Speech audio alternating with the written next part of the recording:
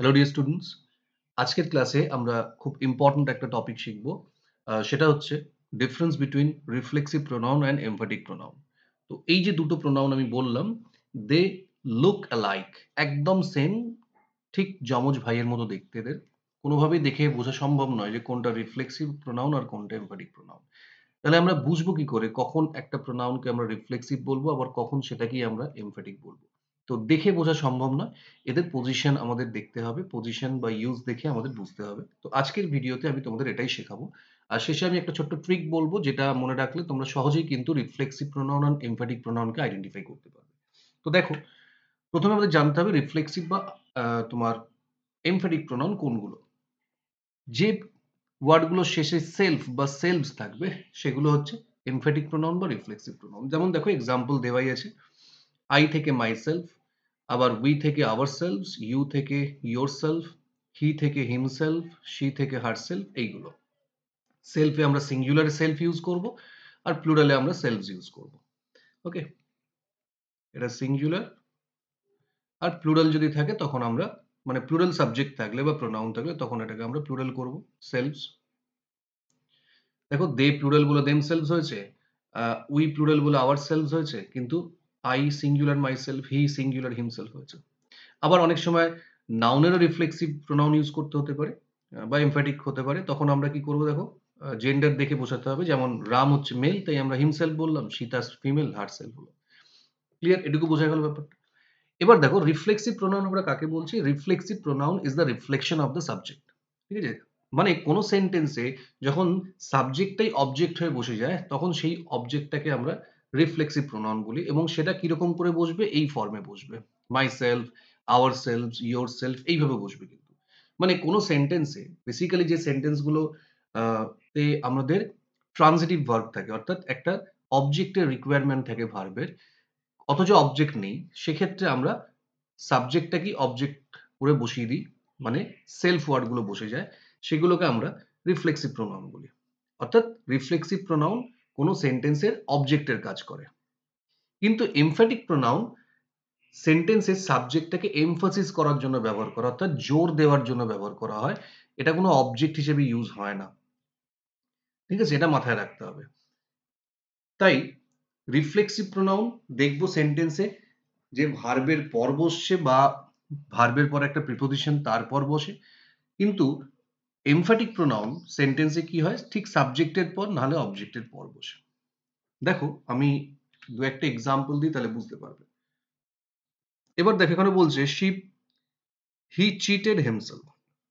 তাহলে হি দেখো subject, cheated হচ্ছে একটা ভার্ব, এবং এখানে কি আছে দেখো, হিমসেলফ অবজেক্ট। এটা কারণ অবজেক্ট কাকে বলে? হোয়াট আর হুম দিয়ে কোয়েশ্চেন করলে ভার্বকে যে আনসার পাই সেটাকে অবজেক্ট বলে। তাহলে হি cheated hmm? Himself.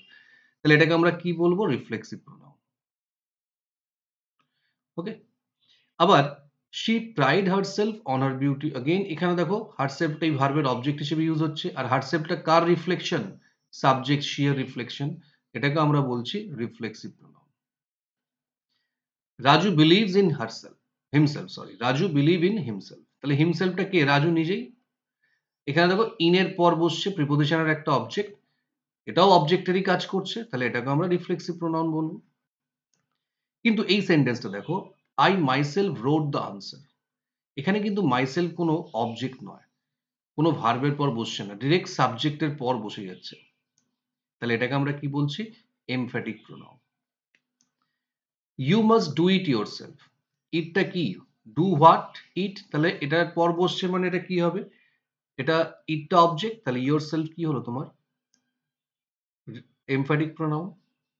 Emphatic pronoun. The boy himself saw you stealing the book. Again এখানে বয়ের পর বসছে হিমসেলফ, তাহলে এটাও কি হবে? Emphatic pronoun. ওকে? তার মানে সেন্টেন্সে, কোন সেন্টেন্সে সেলফ বা সেলভস ওয়ার্ড গুলো যদি অবজেক্টের কাজ করে, তখন সেটাকে আমরা বলবো রিফ্লেক্সিভ প্রোনাউন।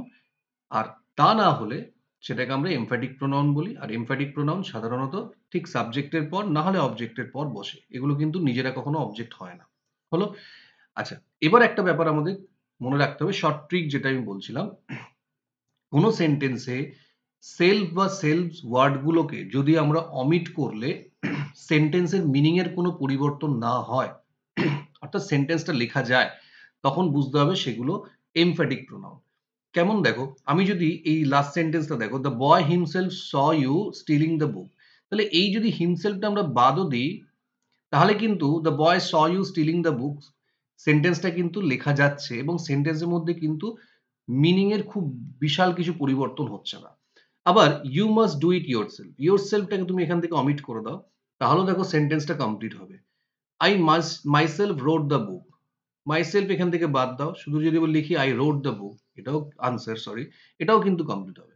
কিন্তু তুমি দেখো "রাজু বিলিভস ইন হিমসেলফ", এখানে যদি তুমি হিমসেলফটা বাদ দিয়ে দাও, সেন্টেন্সটা কিন্তু লেখা যাবে না। তাহলে সহজে বুঝতে গেলে আমরা কিভাবে বুঝবো? কোন সেন্টেন্সে সেলফ বা সেলফস ওয়ার্ড গুলো রিফ্লেক্সিভ না এমফ্যাটিক বুঝতে গেলে আমরা দেখব সেই সেলফ বা সেলফস ওয়ার্ড গুলোকে অমিট করলে সেন্টেন্সটার মিনিং আসছে কিনা বা সেন্টেন্সটা লেখা যাচ্ছে কিনা। যদি মিনিংফুল হয় তাহলে সেটা এমফ্যাটিক প্রোনাউন, আর যদি না লেখা যায় বা মিনিং পুরোপুরি চেঞ্জ হয়ে যায়, সেক্ষেত্রে সেটা হবে রিফ্লেক্সিভ প্রোনাউন। আশা করি তোমরা বুঝতে পেরেছো। আমি ৪ টে কোয়েশ্চেন তোমাদের দিয়েছি এক্সারসাইজ হিসেবে। তোমরা এটা একটু সলভ করবে, করে কমেন্টে লিখবে, তাহলে আমি বুঝতে পারবো তোমরা অ্যাকচুয়ালি ক্লাসটা বুঝতে পেরেছো কিনা।